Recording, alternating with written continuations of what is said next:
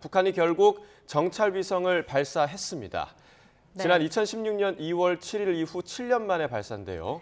유엔 안전보장이사회 결의 위반이라는 지적도 나오고 있는데요. 관련해서 자세한 내용 박원곤 이화여자대학교 북한학과 교수와 함께 이야기 나눠보겠습니다. 자, 전화 연결돼 있는데요. 교수님 나와 계십니까?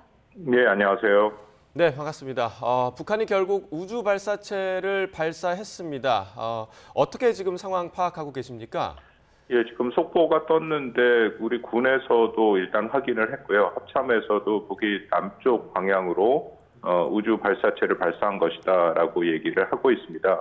뭐 일본 측에서도 지금 그 여러 가지 뉴스가 나오고 있는데 탄도미사일 가능성이 있다, 뭐 그런 얘기들이 계속 나오고 있고요. 대피령도 발령됐고, 네, 아직은 이제 좀 지나봐야 뭐 정확한 사실을 확인할 수 있다라고 판단이 되는데요.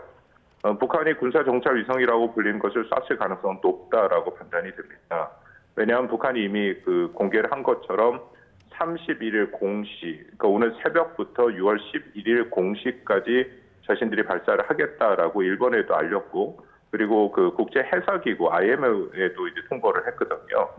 보통 그 북한이 이런 식으로 뭐 위성이라고 얘기를 하면서 이 장거리 로켓을 쏘는 그 과정을 보면 첫날 발사를 보통 합니다. 그러니까 31일부터 얘기를 했으니까 오늘이 D-Day가 맞았다라고 판단이 되고요. 거기에 맞춰서 일단 쐈다라고 보는 것이 맞을 것 같습니다. 네. 그리고 그 북한이 인공위성 발사를 말씀하신 대로 지금까지 계속 예고를 해 왔었는데 이 위성 발사가 왜 문제가 되는지부터 좀 설명을 해주시죠.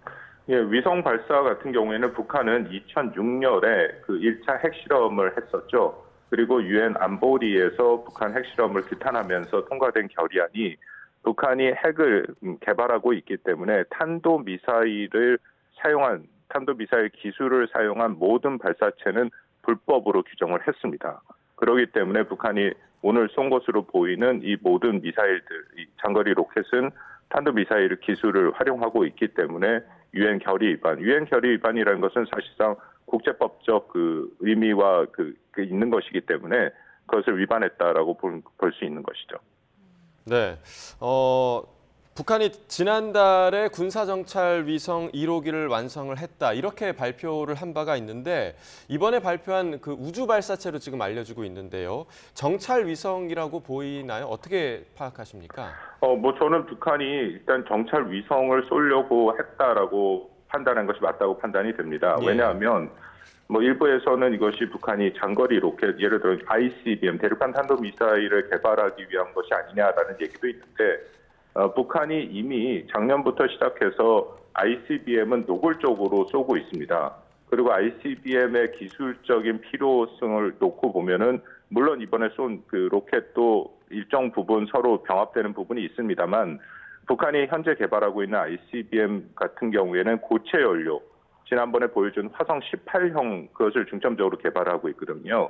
이번에 쏜 그 아마 이 장거리 로켓 그 정찰 위성이라고 얘기하는 것은 고체 연료기보다는 북한이 기존에 갖고 있는 백도 엔진이라고 불리는 액체 연료를 활용할 가능성이 크다라는 것이죠. 예. 그래서 이것은 장거리 로켓이라기보다는 정찰 위성 자체의 의미를 갖고 있다라고 판단이 되고, 얼마 전에 그 리병철 그 북한 중앙군사위 부위원장, 그 위원장이 김정은이고 2인자라고 불리는 뭐 상당히 비중 있는 인물이 나와서 입장을 표명했는데 예. 그 내용들도 우리가 보면은 자신들에게 이런 얘기가 있습니다. 믿음직한 정찰 정보수단 확보가 최대 급선무다라고 얘기를 하고 있죠. 또 그 2021년 8차 당대회 때 이미 북한이 국방발전 5개년 계획을 발표를 하면서 핵심 무기 체계로 이 정찰 위성을 얘기를 했었고요. 김정은도 수차례 현지 지도를 가서 필요성을 얘기를 했습니다. 그렇다면은 이번에 쏜 것은 그 사실상 자신들이 원하는 군사 정찰 위성을 궤도에 올리려고 하는 그런 시도로 보는 것이 맞다라고 생각이 됩니다. 네. 지금 뭐 액체 연료를 활용할 가능성이 크다라고 이야기를 해주셨는데 그렇다면 이 운반체가 어떤 경로로 비행을 하게 되는 건가요? 그 경로 같은 경우에도 북한이 일본과 IMO에 그 통보를 하면서 일정 수준 알려왔습니다. 일단 뭐 3가지 단계로 비행을 할 것이다라고 뭐 북한이 알려온 게 있는데요. 첫 번째 구역 같은 경우에는 서해 공해상, 그 충남을 기준, 대천항을 기준으로 하면 230에서 300km 정도 떨어진 곳인데 아마 이쪽에 일단 추진체가 낙하할 가능성이 크죠. 이게 동창리 서해 위성 발사장에서 쐈기 때문에 주로 서해를 해서 우리 남쪽으로 내려오게 돼 있습니다.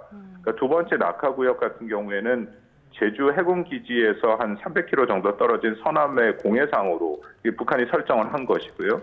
아마 여기에 이제 페어링, 위성보호 덮개가 낙하될 가능성이 있다라고 생각이 되고, 마지막 세 번째 낙하 구역은 필리핀 루선섬 동쪽에 한 1000km 정도 떨어진 공해상인데 아마 여기가 이제 마지막 그 지점이 될 가능성이 있다라고 판단이 됩니다. 예.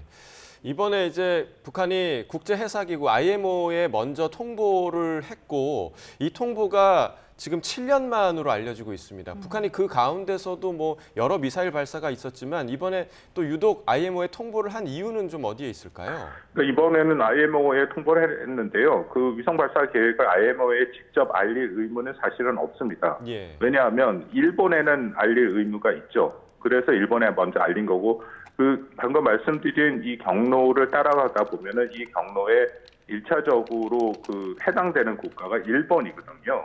그래서 일본에게는 그 공식적으로 알린 거고, 근데 다만 북한이 이런 식으로 공식적으로, 그리고 사실 오늘 쏜 것도 한미 정보 당국이 다 볼 수 있는 그 동창리 서해 위성 발사장에서 쐈기 때문에 다 파악이 됐을 것입니다. 그 나름대로 자신들의 이 쏘는 것이 군사 정찰 위성이고 이것은 우주를 향한 것이기 때문에 특정 국가한테 위협이 되지 않는다. 그리고 국제사회에서 정한 규칙과 규범에 자신들이 따랐다라는 것을 의도적으로 보여주는 행위라고 생각이 되는 거거든요. 예. 그러니까 이런 걸 통해서 물론 말씀드린 것처럼 이것은 100% 유엔 제재 결의 위반, 국제법 위반입니다. 그래서 한국과 미국 대부분의 국제사회는 이 문제를 유엔 안보리로 다시 가져가서 북한의 불법성을 얘기하고 추가 제재를 위해서 노력을 하겠지만 북한이 이런 식으로 자신들의 입장과 명분을 만들어 놓는다면 안보리에 가서도 결국 중국과 러시아가 북한 편을 들기 편하게 되는 것이죠. 예. 이런 충분한 의도가 있어서 사전에 이렇게 알리고 있다라고 판단이 됩니다. 예. 네. 자, 그리고 북한이 과거에 2016년에도 그 광명성 4호를 발사했는데요. 그 이후에 이번에 지금 발사를 하게 된 건가요? 그렇습니다. 북한이 사실 그 2012년부터 시작을 해서 발사를 했고, 방금 말씀하신 2016년에 광명성 4호라 해서 발사를 했죠. 총 4차례 정도 북한이 이제 공식적으로 발사를 했는데 그 중에 한 2차례 정도 그들이 말하는 위성이 궤도에 올라간 것으로는 일단 판단은 되긴 합니다. 근데 그때랑 지금이랑 저는 매우 다르다고 생각하는데요. 그때까지만 하더라도 북한이 사실상 위성보다는 개발하고 있는 ICBM이죠. 대륙간 탄도미사일 장거리 로켓을 개발하기 위한 일종의 명분 삼아서 그런 행동을 했다라고 판단이 되고요. 그 다르다고 말씀을 드린 게 이번에는 그런 그 어떤 장거리 로켓에 대한 자신들의 성능 개발이나 시험보다는 이 군사 정찰 위성 자체를 중심으로 해서 그것을 목표로 했다라는 것이 큰 차이고요. 또 하나 차이는 그때와 비교해서 지금이 훨씬 더 그 기술적으로 진보를 했죠. 그간 북한이 충분히 보여준 것처럼 자신들의 ICBM 능력이 확장됐기 때문에 아마도 이번에 그 발사된 이것은 추진체 같은 측면에서는 훨씬 더 힘있게 올라갔을 가능성, 더 높이, 더 무거운 것을 탑재하고 올라갔을 가능성은 크다라고 생각합니다. 예. 자, 최근 여러 외교 활동 등을 통해서 한미일이 공조를 좀 단단히 했는데 이번 북한의 정찰위성 발사에 대해서 또 한미일이 어떻게 대응할 거라고 좀 예상을 하십니까? 이미 한미일이 다 그 북한의 이 정찰위성 발사에 대해서 공통된 목소리를 냈습니다. 첫 번째는 이것은 분명히 유엔 제재 결의 위반, 국제법을 위반한 불법 행위다라고 얘기를 했고요. 두 번째는 북한이 그래도 감행을 할 경우에 여기에 대해서 분명한 대응을 할 것이다라고 얘기를 했습니다. 1차적으로 막지는 못했기 때문에 북한이 시도를 한 거니까요. 이 이후에 한미일이 대응을 할 것인데 아마 여러 가지 그 대응 방안에 대해서도 협의를 했을 가능성이 있다라고 생각이 됩니다. 우선적으로 북한이 군사적인 도발을 한 거나 마찬가지이기 때문에 여기에 대응하는 한미일의 보다 향상된 이미 지금 PSI라고 하고 있습니다만 좀 더 이 한미일이 협력해서 할 수 있는 그런 군사훈련들을 계속할 가능성이 있고요. 그리고 통과의 가능성이 크진 않습니다만 불법성을 분명히 얘기하기 위해서 유엔 안보리에 이 문제를 당연히 가져갈 가능성이 있다. 그래서 한 발 더 나가서는 아마 한미일이 필요하면 독자적으로 또 이 북한에 대한 제재를 발표할 가능성도 있죠. 알겠습니다. 네, 북한의 우주 발사체 발사와 관련해서 박원곤 이화여자대학교 북한학과 교수와 이야기 나눠봤습니다. 교수님 말씀 고맙습니다. 고맙습니다. 예, 감사합니다.